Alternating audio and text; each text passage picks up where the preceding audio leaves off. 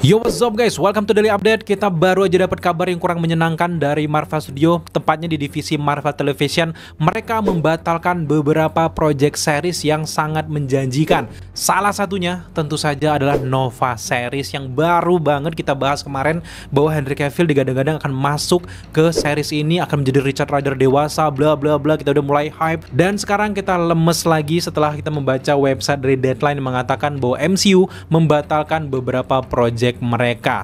Gimana ini? Di satu sisi udah banyak banget haters fans Marvel FOMO-FOMOan yang udah mulai naruh thumbnail, kenapa Marvel sekarang jadi jelek, awal kehancuran MCU bla bla bla bla. Kita udah mulai semangat, dimana Marvel udah mulai bangkit lagi di tahun 2025 ini, didukung dengan beberapa project yang dibatalkan kayak gini, yang membuat kita sebagai fans juga jadi kayak gimana nih, lemes jadinya. Tapi faktanya bukan cuma Nova series yang dibatalkan. Ada satu series lagi yang juga dibatalkan, yang gue yakin bikin kalian kecewa, karena memang sebelumnya Marvel berencana untuk bikin series yang akan menceritakan dunia dari Doctor Strange. Judulnya adalah Strange Academy, di mana ini menceritakan bahwa Wong, kemudian juga Doctor Strange ini mulai merekrut orang-orang yang berbakat tentang ilmu sihir dan sebagainya untuk dimasukkan, disekolahkan.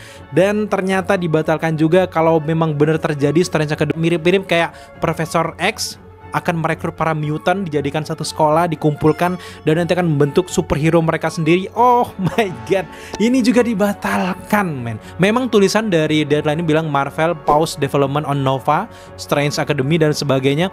Memang pause development ini belum dibatalkan sepenuhnya, masih ada harapan. Tapi memang di sini gue ngebaca bahwa pihak Marvel sedang fokus dengan Daredevil dan antek-anteknya, jadi mereka nggak mau terpecah lagi. Dan gue percaya bahwa Marvel saat ini lebih mementingkan kualitas dibandingkan kuantitas. Tapi memang kenapa harus Strange Academy?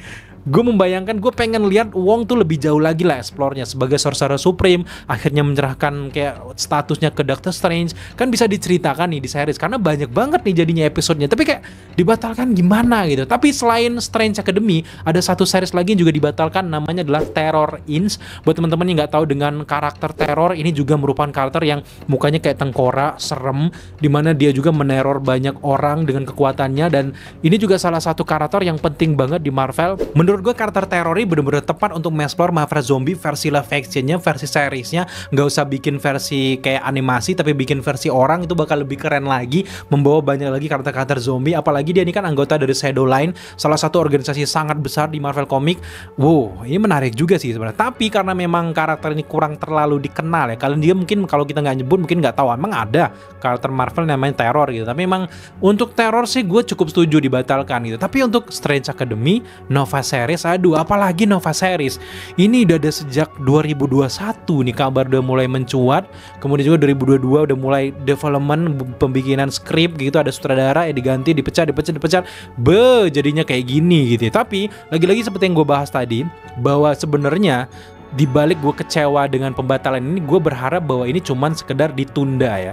Karena memang setelah gue baca di beberapa situs kayak Screen Rant, memang ada kayak presiden dari Marvel Television ini mengatakan bahwa dia ini memang ada beberapa project Marvel yang diajukan untuk dijadikan series, tapi akhirnya mereka mengubah strategi mereka yang tadinya mereka ini pengen ngejar kuantitas, dan akhirnya karena memang adanya superhero fatigue, kebosanan terhadap superhero, akhirnya mereka memutuskan untuk memilih mana yang lebih potensial.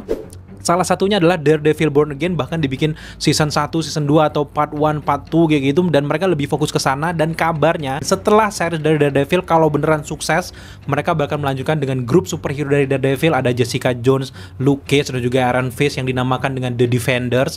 Dan meskipun ini udah tayang di Netflix, menurut gue ini kalau di versi MCU pasti lebih keren lagi dengan beberapa development dan kekayaan properti IP mereka. Menurut gue sangat cocok kayak gitu. Tapi memang sayang lagi, karena memang Nova ini gue bener-bener kayak ngefans banget, apalagi ada hype bahwa Henry Cavill bakal join di series ini, dan gue berharap dia jadi Captain Britain mungkin di series ini, atau berharap jadi Richard Rider. Gue pengen banget gitu. Tapi kalau memang ini keputusannya yang bikin mungkin mereka ini biayanya gede, kemudian juga ceritanya mungkin kurang bagus, it's okay, gue mau cukup menerima. Tapi series lanjutannya kayak Strange Academy, gue pengen banget, meskipun mungkin Doctor Strange nggak terlalu diperlihatkan, please. Gue pengen banget Wong ini sedang mengeksplor, mencari anggota-anggota baru di Kamar Touch dan disekolahkan di sana. sana, mereka ada kelompok penyihir nanti yang ujung-ujung mungkin akan cenderung bisa membantu di event Secret Wars. Aduh, pengen banget gitu. Tapi emang ya kalau kita pikir-pikir yang kurang kekejar gitu.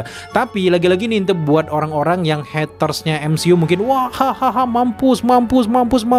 Inilah tanda-tanda dari flopnya Marvel gitu. Tunggu dulu Kisanak, justru dengan langkah kayak gini gue malah semakin yakin dengan Marvel karena memang mereka udah mulai memikirkan kualitas. Jangan macem-macem sama Marvel. Semakin diremehkan kayak gini menurut gue kesempatan emas buat Marvel. Apalagi para fans yang tadinya mengagung-agungkan Marvel tiba-tiba ikutan FOMO bilang Marvel sampah kayak gitu. Nah, kalau mereka nanti bakal comeback, aduh, mending kalian jilat ludah sendiri kalau kalian nonton ya. Tapi nggak apa-apa sih, nggak apa-apa. Justru kalau kalian nonton justru enak gitu. Jadi keuntungan juga. Tapi lagi-lagi komitmen gitu. Jadi menurut gue sebenarnya ya, gue ngomongin pribadi ya, gue bukan yang Marvel fanboy banget gitu. Kita bukti gue nggak ada baju-baju Marvel yang toy-toy mainan Marvel di belakang, nggak ada gitu. Kecuali selain harganya mahal, tapi gue nggak se-edik Marvel fanboy, nggak. Karena memang gue pencinta dari film superhero. DC pun gue nge-hype banget dengan Superman dan sebagainya. Tapi ketika orang menghina tanpa dasar karena memang kita udah ngikutin ceritanya, bla bla bla bla bla, yang sedikit bergerak dikit dibilang jelek, CGI jelek, bla bla bla bla bla. Oke, kita akui juga memang kurang perform kan. Tapi ini hatersnya terlalu overhate sih menurut gue Marvel gitu. Karena memang mereka terlalu terburu-buru pengen kualitas sebesar Endgame. Nggak bisa bacot doang kayak gitu. Karena ini bakal dibangun hype-nya aduh capek juga jadi ngeladenin. Karena memang setiap sekarang udah mulai banyak nih orang-orang yang kayak ngeceng-ngecengin, jadi gue agak kesal juga gitu ya. Awas saja gitu.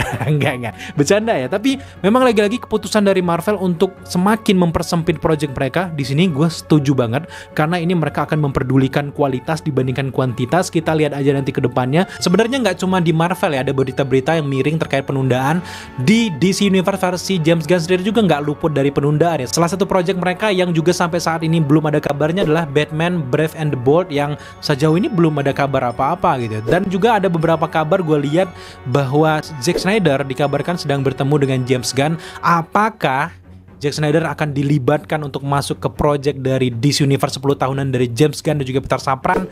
Gue sih pengen gitu. Kalau memang beneran, kenapa daripada musuhan nih karakter-karakter mending kalian nyatu aja gitu. Atau ini juga langkah dari James Gunn karena memang film dari Superman bakal rilis di Juli dan sekarang terjadi perpecahan antara fans dari Superman lama, fans dari Zack Snyder Universe kayak gitu. Dan langkah dari James ini jangan-jangan pengen mereda kemarin-kemarin fans dan perpecahan ini dan membuat mereka merangkul Zack Snyder lagi, entah itu mendukung film Superman atau bikin project-project lainnya termasuk mungkin project Batman yang gue cukup suka, Batman versus Superman itu. Apakah beneran kayak gitu langkahnya? Ya kita lihat aja, kita tunggu, kita jadi The Watcher aja gimana kabarnya gitu. Tapi buat teman-teman yang pengen kabar terbaru tercepat, tentunya kalian harus subscribe channel ini, like, komen, dan share. Serta jangan lupa untuk nyalakan notifikasi agar kalian mengetahui apabila kita mengupload video setiap harinya. So, thank you buat teman-teman udah menyaksikan video ini sampai detik ini. Sampai jumpa di update-update selanjutnya.